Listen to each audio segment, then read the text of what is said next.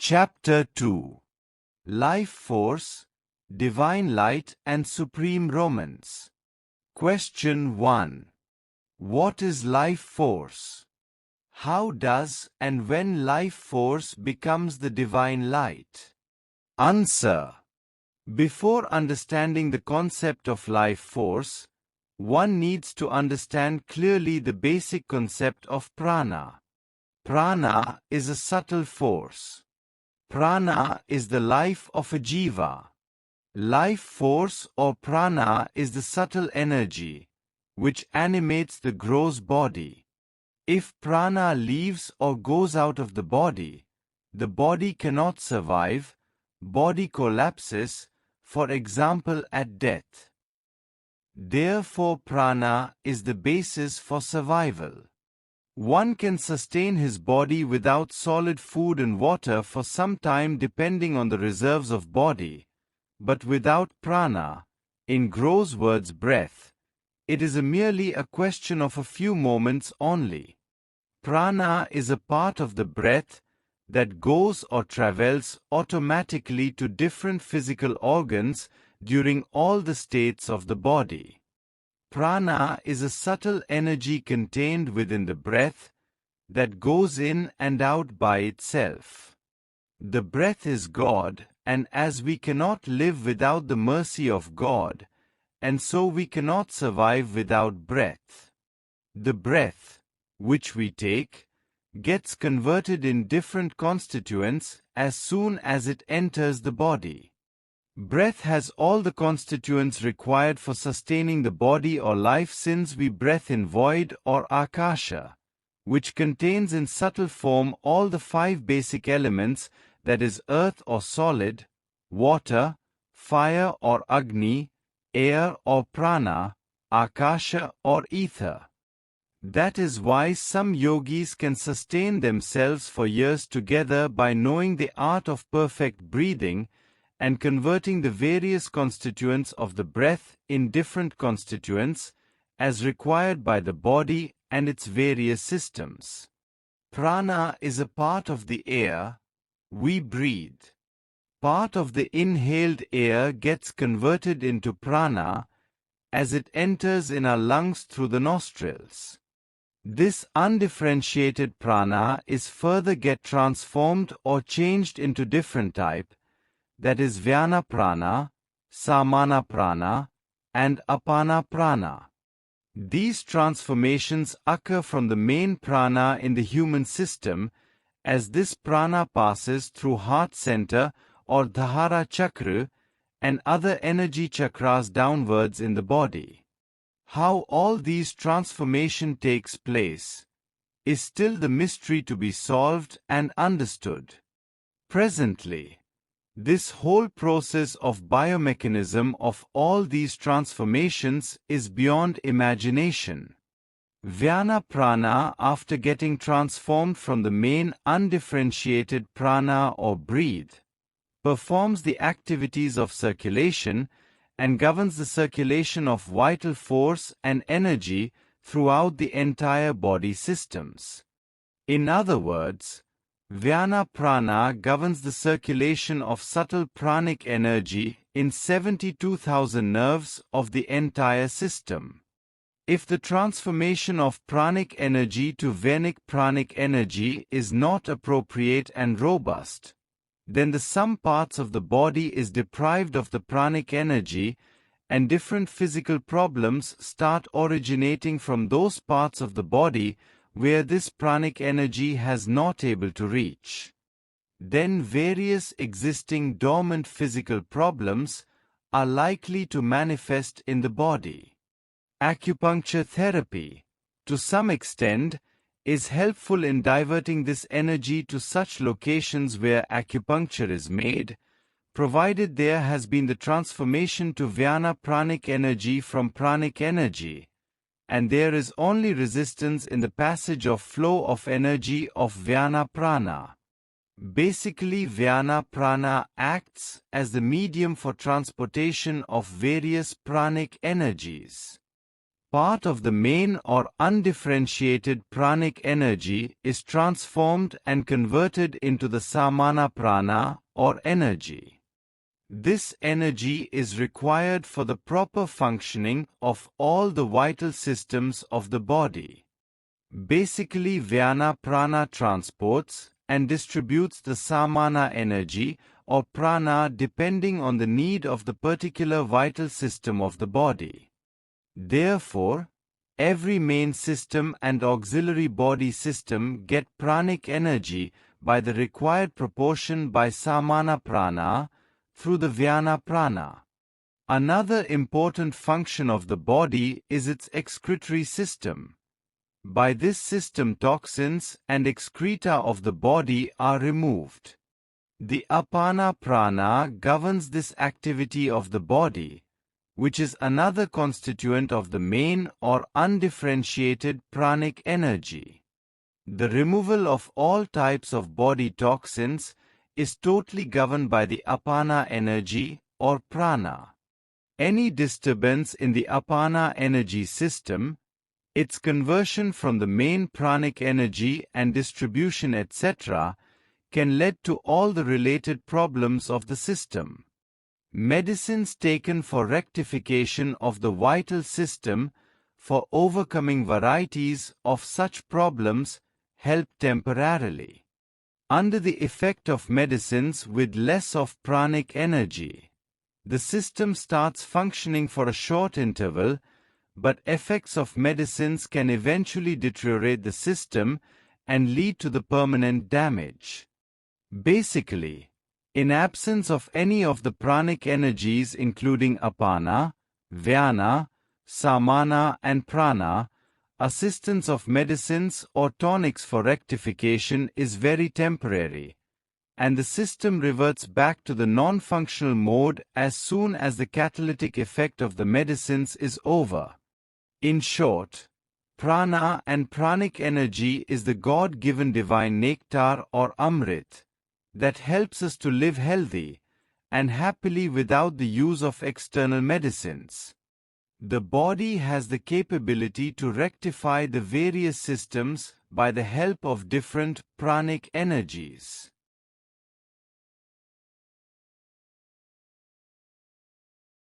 Apart from the pranic energies of different types, as discussed above, there is a very important pranic energy known as Udana Prana, which is the main source of life force.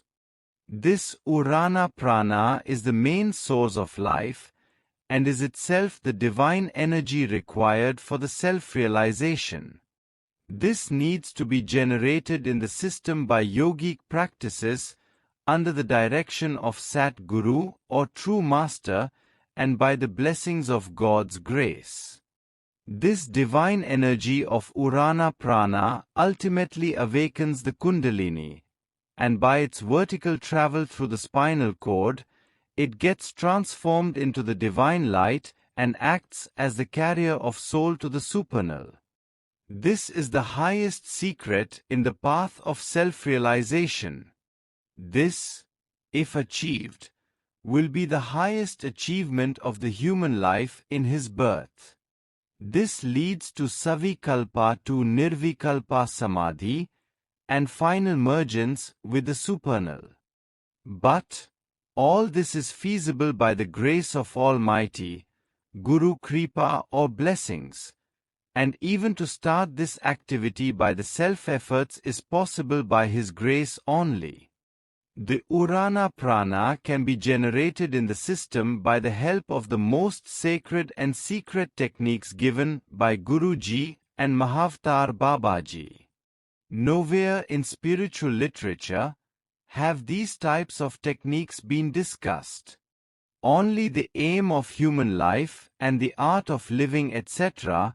have been described in sufficient details.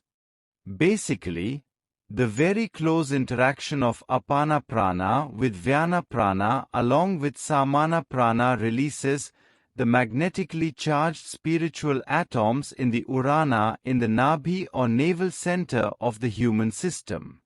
The interaction of these pranas to create Udana Prana is the essence of the Kriya Yoga techniques. The magnetically charged spiritual energy atoms, thus released by the interaction of various pranas, get aligned by the presence of the existing pranic energies and generate a flow of pranic electronic force in the Udana, in the navel area. This aligned flow of charged electrons, lifetrons, is named as Udana Prana. The Udana Prana can also be generated by repetition or japa of sacred mantras by concentrating on the navel center and deeply listening the same mentally as the japa goes on, with complete concentration by getting deeply immersed in the throbbing of the sacred mantras. Pranic energy in the system can be enhanced by stiffening and tightening of the body or body parts and the relaxing couple of times, and then diverting thus accumulated energy to the navel center, which is transformed into the Udana Prana. Furthermore, just by creating vacuum in the system that is expelling trapped air from the system, Udana Prana can be generated and then increased by taking the fresh breath. From this navel location, this Udana Prana needs to be taken mentally to the Muladhara chakra, and its presence is to be physically felt there. Udana Prana on reaching the Muladhara chakra is known as or termed as the life force. This life force awakens the dormant 3.5-inch called Kundalini. Life force with Kundalini from here through coccyx via Sushumna Nadi tends to move upward gradually by the years of spiritual sadhana or practice and by the grace of Guru and one's own past good karmas. By its vertical movement, it tends to pass through the Swadhisthanam, Manipura and travels to Dhara or heart chakra.